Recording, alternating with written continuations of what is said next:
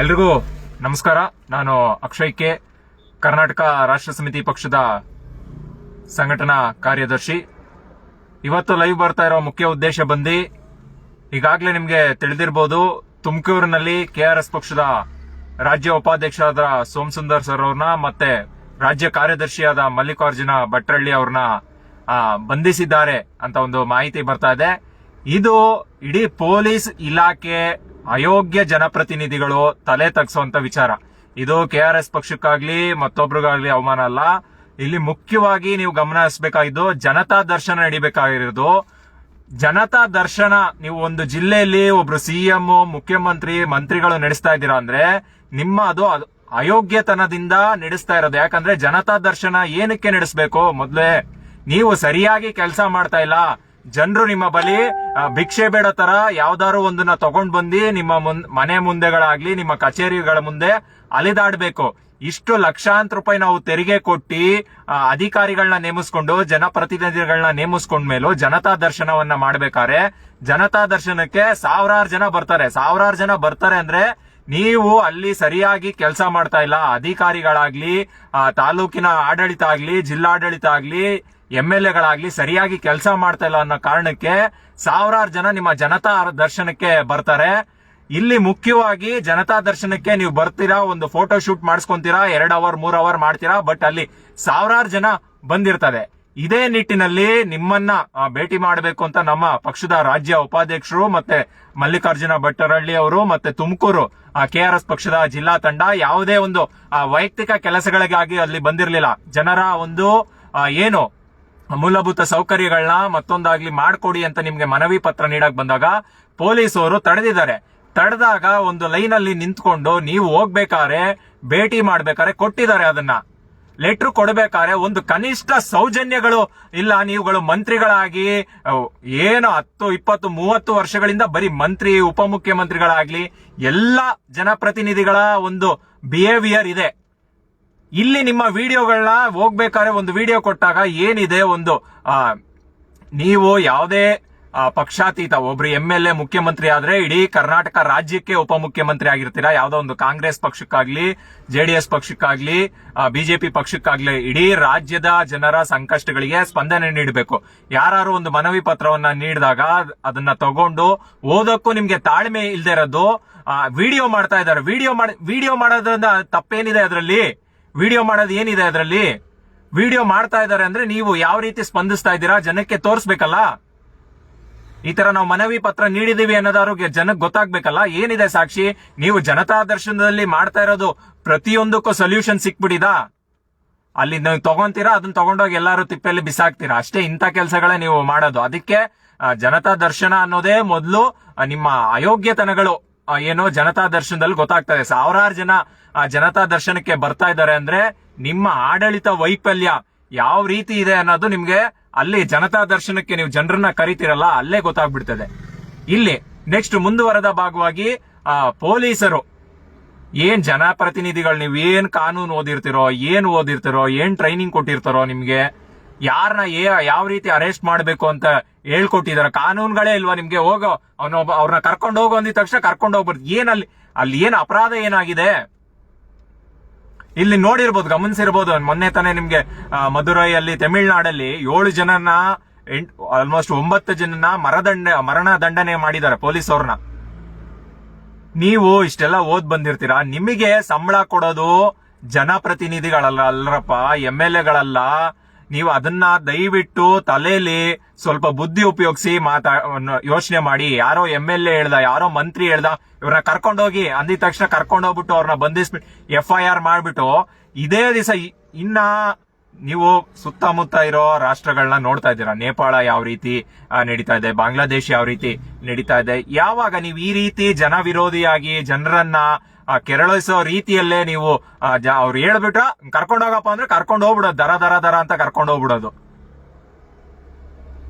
ಇಲ್ಲ ಇನ್ನ ಒಂದು 3 ತಿಂಗಳು 6 ತಿಂಗಳು ಇನ್ನ 2 ವರ್ಷಕ್ಕೆ KRS ಪಕ್ಷನೇ ಅಧಿಕಾರಕ್ಕೆ ಬರ್ಬೋದು. ಅವಾಗ ನಿಮ್ಮ ಸ್ಥಿತಿ ಯಾವ ರೀತಿ ಆಗುತ್ತೆ? ಈ ರೀತಿ ಅಯೋಗ್ಯತನವನ್ನ ತೋರಿಸಿದ ಅಧಿಕಾರಿಗಳ ಸ್ಥಿತಿ ಏನಾಗಿರುತ್ತೆ? ಇಮಿಡಿಯೇಟ್ ಅವ್ರನ್ನ ಕೆಲಸದಿಂದ ರಿಮೂವ್ ಮಾಡಕ್ಕೆ ರಾಜ್ಯಪಾಲರಿಗೆ ಪತ್ರ ಬರೀತಾರೆ. ಏನ್ ನಿಮ್ಗೆ ಒಂದು ಏನೊಂದು ಲಾ ಗೊತ್ತಿಲ್ವಾ ನಿಮ್ಗೆ? ಯಾವ ರೀತಿ ಅಪರಾಧಗಳನ್ನ ಮಾಡಿದ್ರೆ ಅವ್ರನ್ನ ಅರೆಸ್ಟ್ ಮಾಡ್ಬೋದು? ವಿಡಿಯೋ ಮಾಡಿದ್ರೆ ಅರೆಸ್ಟ್ ಮಾಡು, ಕರ್ತವ್ಯ ಲೋಪ, ಕರ್ತವ್ಯಕ್ಕೆ ಅಡ್ಡಿ. ಏನು ಮಾಡ್ಬೇಕು ಅಂತ ಇದೀರಾ ನೀವು? ಇಡೀ ವ್ಯವಸ್ಥೆನ ಏನು ಒಂಥರ ನಗೆಪಾಟಲಿ ಆಗ್ಬಿಡುತ್ತೆ. ನೀವು ಯಾರನ್ನಾರು ಇಲ್ಲಿ ನೀವು ಒಂದು ಗಮನಿಸ್ಬಂದ್ಬಿಡ್ಬೋದು, KRS ಪಕ್ಷದವ್ರನ್ನ ಅರೆಸ್ಟ್ ಮಾಡಿದ್ರೆ ಅವ್ರಿಗೆ ಅವಮಾನ ಆಗುತ್ತೆ ಅಂತ.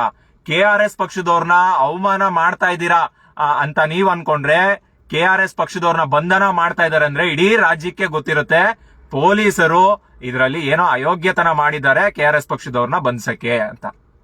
ಅಷ್ಟು ನಿಮ್ಗೆ ನಮ್ಮ ಕಮೆಂಟ್ಗಳಲ್ಲಿ, ನಮ್ಮ ಪಕ್ಷದ ಪೇಜ್ಗಳಲ್ಲಿ ನೀವೇ ಒಂದು ವಿಡಿಯೋ ಹಾಕಿ, ಬೇಕಾದ್ರೆ ನಿಮ್ಮ ಪೇಜ್ಗಳಲ್ಲೇ ವಿಡಿಯೋ ಹಾಕಿ, ನಿಮ್ಗೆ ಯಾವ ರೀತಿ ಈ ರೀತಿ ವಿಡಿಯೋ ಮಾಡ್ತಾ ಇದ್ರು ಬಂಧನ ಮಾಡ್ಬಿಟ್ವಿ ಅಂದ್ರೆ ನಿಮ್ಗೆ ಯಾವ ರೀತಿ ನೆಗೆಟಿವ್ ಕಮೆಂಟ್ಗಳನ್ನ ಜನರು ಮಾಡ್ತಾರೆ ಅನ್ನೋದನ್ನ ನೀವು ನೋಡ್ಬಹುದು.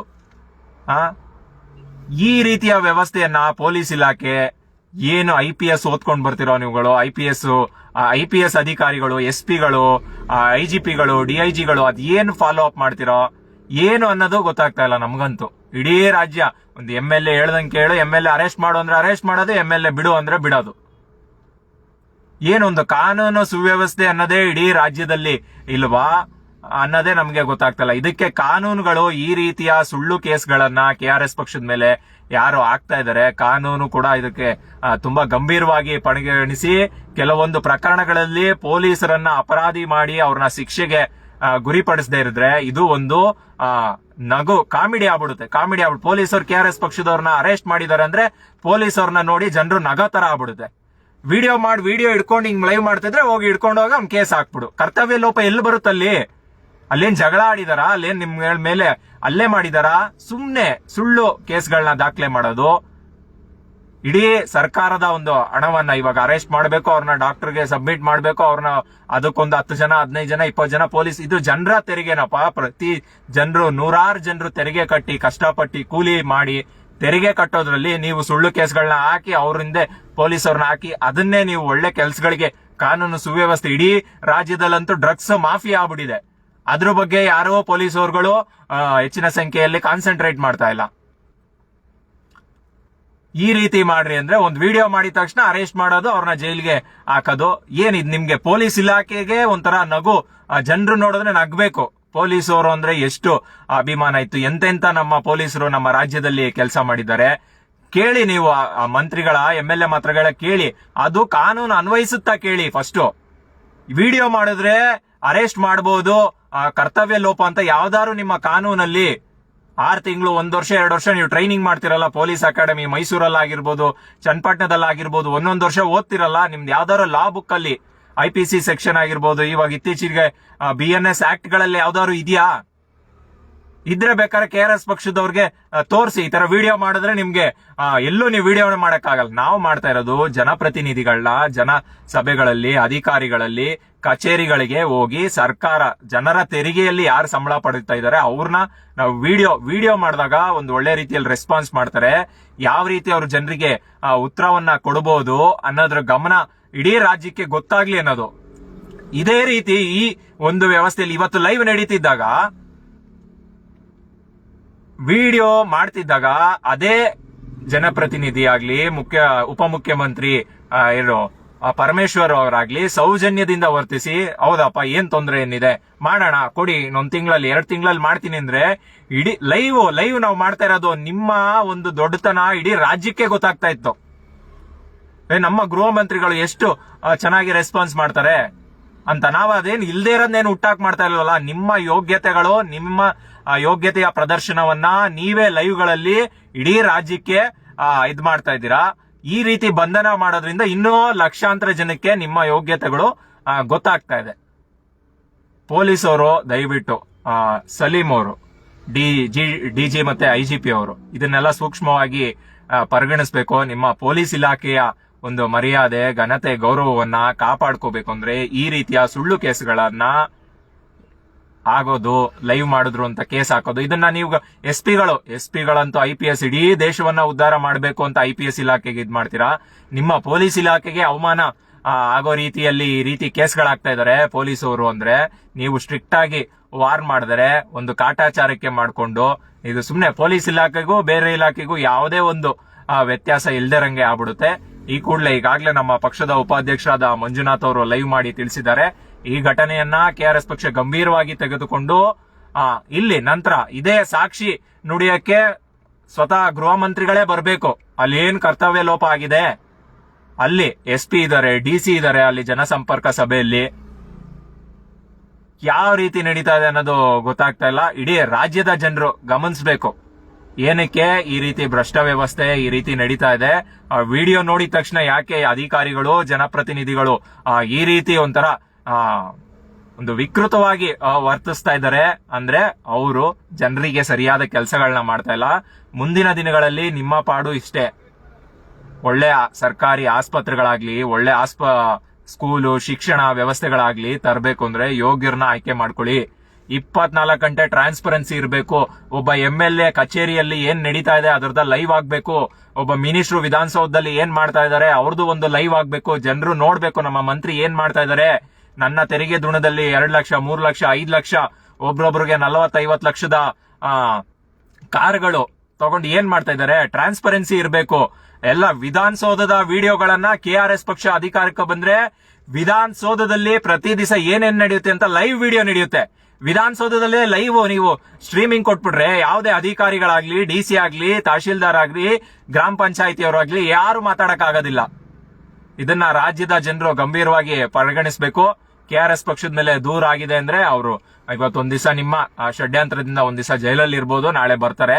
ಅವ್ರನ್ನ ಜನರು KRS ಪಕ್ಷದಿಂದ ಜೈಲ್ಗೆ ಹೋಗಿದ್ದಾರೆ ಅಂದ್ರೆ ಅವ್ರು ಇನ್ನೂ ಗೌರವದಿಂದ ನೋಡ್ತಾರೆ ವಿನಃ ಪೊಲೀಸ್ ಅವರು ಎಂತ ಅಯೋಗ್ಯತನವನ್ನ ಮಾಡಿದ್ದಾರೆ ಅನ್ನೋದು ಗೊತ್ತಾಗ್ತದೆ ಜನರಿಗೂ. ಇದು ಒಂದು ನಗೆ ಪಾಟಲಿನ ವಿಚಾರ ಅಷ್ಟೇನೆ. ಧನ್ಯವಾದ.